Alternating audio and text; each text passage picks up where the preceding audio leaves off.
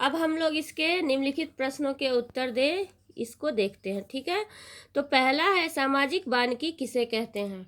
सामाजिक वानिकी किसे कहते हैं, तो मैंने बताया था कि पर्यावरण को संतुलित रखने के लिए समाज के लोगों द्वारा अपनी ज़मीन पर कुछ वृक्ष लगाए जाते हैं और इसका विकास करते हैं, तो वो सामाजिक वानिकी कहलाता है।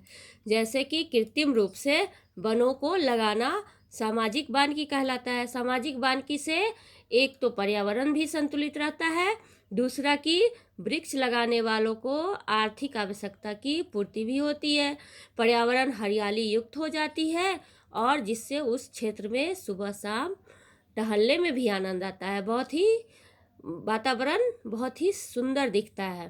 तो यही सामाजिक वानिकी है जिसमें कृत्रिम रूप से पेड़ लगाया जाता है। दूसरा है उष्णकटिबंधीय सदाबहार वन के 3 प्रमुख वृक्षों के नाम लिखें। तो इसका उत्तर हम लोग लिखेंगे कि उष्णकटिबंधीय सदाबहार वन के प्रमुख 3 वृक्ष निम्नलिखित हैं। पहला सागवन, दूसरा साल एवं तीसरा रोजवुड। अब तीसरा प्रश्न देखते हैं, किस वर्ग के लोगों के लिए वन आश्रय स्थली का काम करते हैं।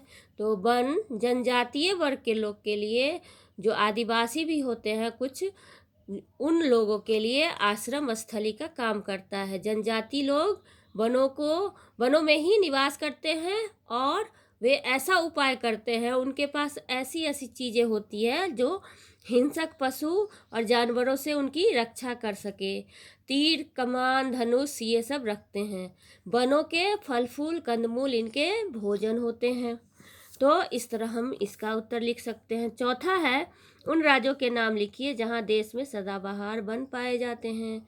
तो वो राज्य के नाम क्या है, केरल है, अंडमान निकोबार द्वीप समूह है, उत्तर पूर्वी राज्य है जिसमें बिहार भी आता है। तो ये सब भी मैं आपको बताई थी कि सदाबहार वन किन राज्यों में मिलते हैं, तो वो आप लिख सकते हैं। 5वां प्रश्न है, वनों के कोई 3 महत्व बताएं। तो ये तो मैं पिछले ही वीडियो में बताई थी, वनों के कितने सारे महत्व हैं। चलिए फिर भी मैं बता देती हूँ। वनों से क्या होता है, औषधि के लिए जड़ी बूटियाँ मिलती है जिससे आयुर्वेदिक दवाई बनती है। और दूसरा है, उद्योगों के लिए कच्चा माल मिलता है जिससे बहुत सारी चीज़ें बनती है।